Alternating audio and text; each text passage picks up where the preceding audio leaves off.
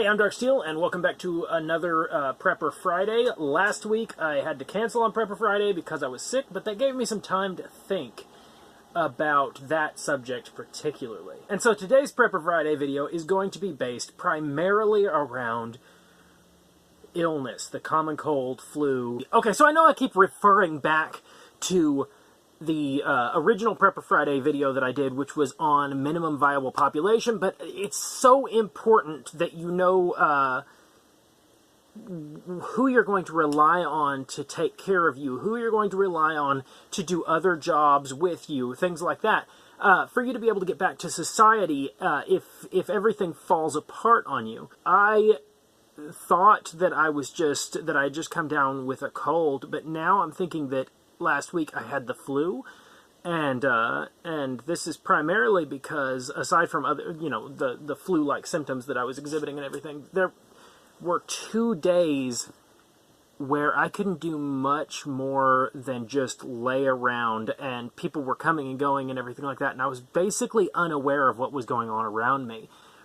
And so this brings me to the thought, what if I were trying to go it alone? What if I were trying to survive on my own in an SHTF situation and this kind of illness hit me? I would probably be able to, in most situations, force myself up to feed myself, to get, drinks and everything like that. I mean, I was going to the bathroom and everything during this period, so I'd probably be able to do that, but not so far as to say taking care of agriculture or going hunting or doing some of the more strenuous activities that will be relied upon pretty heavily in a survival situation. And so regardless of whether or not you're using modern medicine to take care of your illness, which I just, laid around, drank plenty of fluids, kept an eye on my temperature, things like that. But, so regardless of that, and by the way, if you do come down with the cold or anything like that, don't go to the emergency room. The doctors have enough on their hands, and they do not need you just being another person in line in front of people who actually need help. Get plenty of fluids, plenty of rest.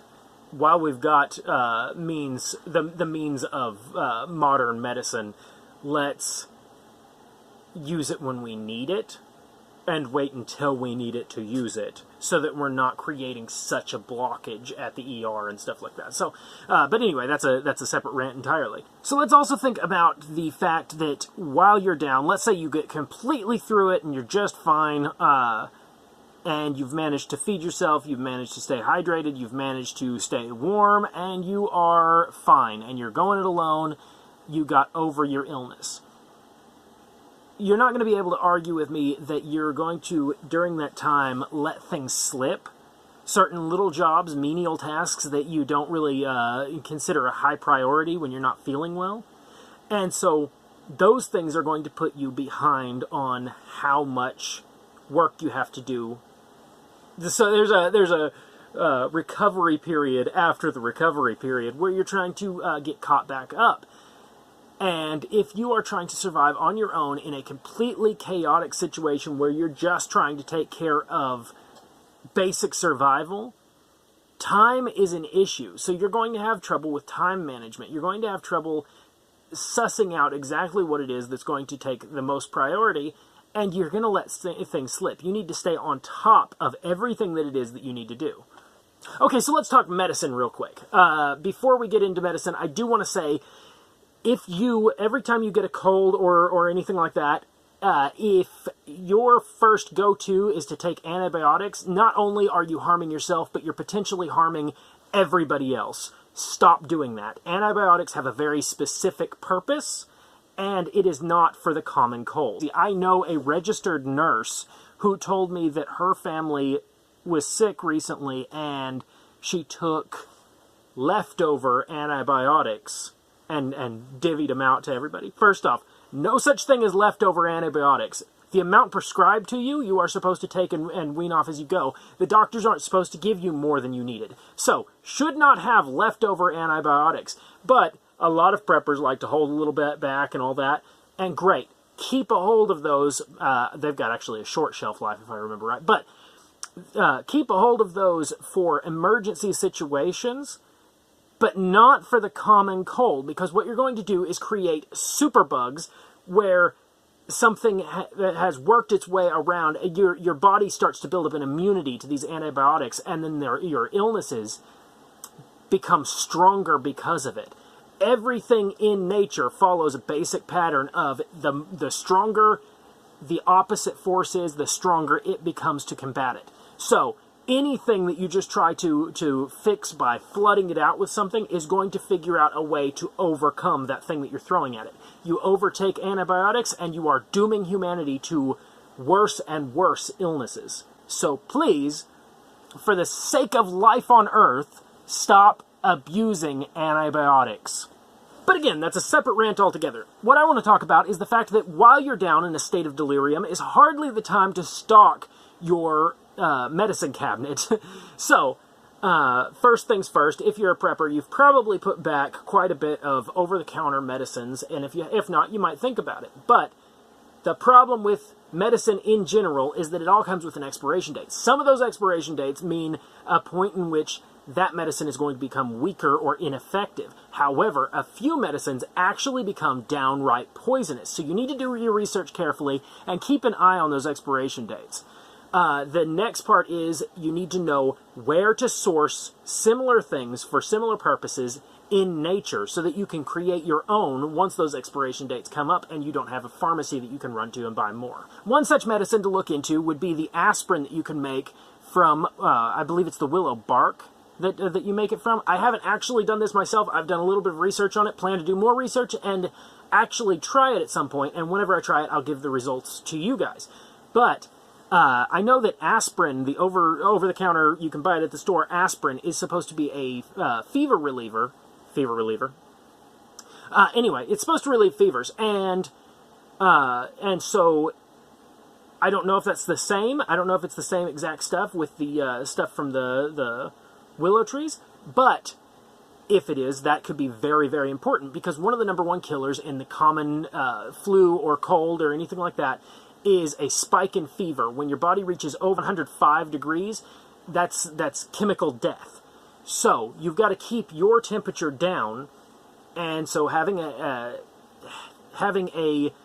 fever reducer on hand is a very important part of your med kit.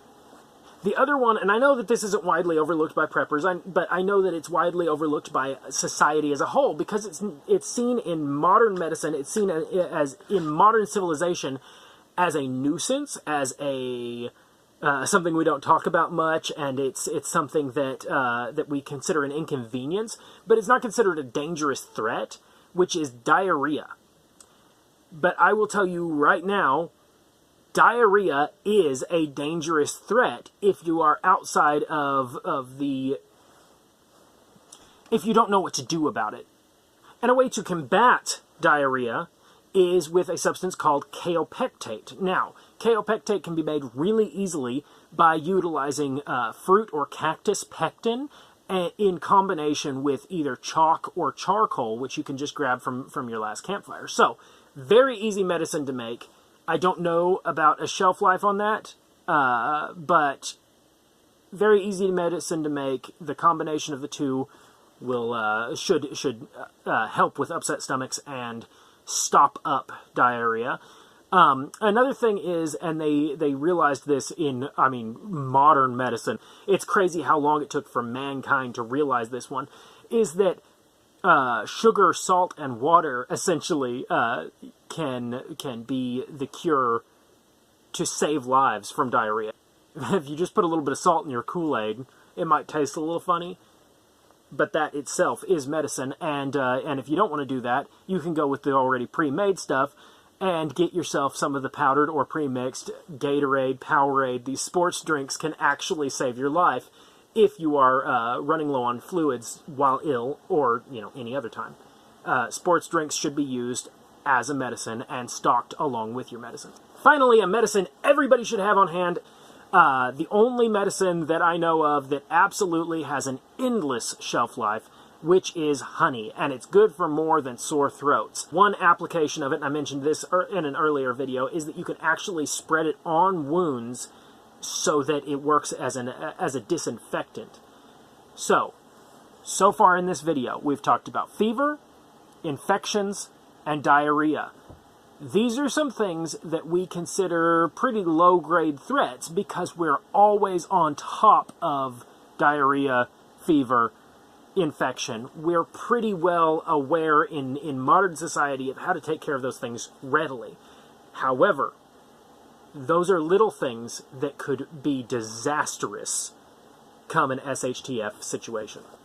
Infections can come from a lot of different things, and one of the ones that you're probably going to run into the most often that you should be aware of is the risk of blister. A blister is another one of those things that we just kind of brush off as an annoyance. However, a blister can turn nasty fast if it's not maintained. And if you're trying to be a hardy outdoorsman, you're probably going to get a blister or two. You're going to work your hands up, you're going to work your feet up, and you're going to end up with blisters all over them. And if you're not maintaining those, then you could run into infection, you could lose a limb, you could die. So, in the situation of a post-disaster scenario, blisters are a real possibility, and blisters can lead to infection. You're going to need to know how to take care of those infections, and you're going to need to know how to take care of the symptoms of those infections, and that's kind of listed in this video so far. One of the ways that a blister can become disastrous, and one of the ways that you can form blisters at the same time, is wet and dirty feet. And I feel like, again, if I'm talking to preppers, I feel like a lot of them know better. But if you don't, listen up. This is important. No feet, no soldier. You have to change your socks often. Try and keep your feet dry. Keep your feet clean. Because if you allow your feet to become a problem, that problem can get bad fast. And while you're trying to take care of that problem, if you let it get to the point where you actually have to do healing, that's going to have you off your feet while you need to be doing things like hunting, gathering, working on things. So, you're putting yourself primarily back in the situation that I started this video talking about, which is being on your back, waiting to heal, and hoping that the world is not going to just, cave in around you. So while I've offered up a lot of different ideas, a lot of different concepts in this video on ways that things can be disastrous, ways that things can be avoided, the number one suggestion that I have for you, based around all of the information that I've given you in this, is the number one resource is people. Your best resource is people. Get your group together, get it large enough that it can sustain itself, and when one person falls down sick, have enough people that can pick up the slack without hurting themselves, that it's not a problem for that person to have the time that they need to get better. And then, everybody takes a turn getting sick. The problem that happens with small groups particularly is everybody getting sick at once. You're going to need to have some practices in play, even with a larger group. You're going to have to have some practices in play to kind of essentially quarantine off the sick ones, making sure that the ones that aren't sick are not only keeping their distance, but aren't breathing in all the same air, can use a mask, are washing their hands often, and are still doing their part to take care of the ones that are sick, so that when they inevitably catch what they got, they can trade positions and take care of them. So this has been a very loose and kind of off-the-cuff rant about some things that I was just thinking about recently. If there's corrections that need made, I trust that you'll do them down in the comments, and I will read through them, and we can open the conversation there. So, without any further ado, I think we'll go right on over into the prepper tip of the week. So my prepper tip of the week is keeping a sharp edge on your tools. Anything that has a blade, whether it's a root axe, or a pickaxe, or a shovel, or a hoe, anything that has a blade on it can be made more effective by giving it a sharp edge and maintaining that sharp edge. Not only will it make it more effective as a tool and limit the amount of blistering that you have to do to your hands to be able to use it, but it might also give you a defensive edge as well. So that's basically it for today. Let me know what you think in the comment section, and we'll continue this conversation on from there. Like I said, I'll be getting around to doing a more traditional Prepper Friday, what we've been doing probably next Friday. I need some time to think about exactly what it is that I want to do next, but this one was just a little bit more free, you know, just kind of some stuff I was thinking about.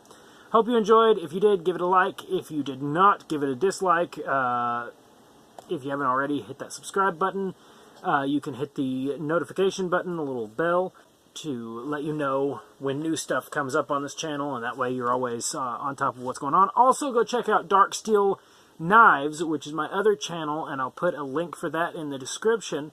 And on there, I've been doing a lot of things, a lot of different projects and stuff like that, but also I do the occasional contest, and I'm going to be announcing them periodically. So if you're interested in that, go ahead and subscribe and hit the notification over there as well so that you can stay on top of what's going on over there. And that's basically it. So, cool. Until next time.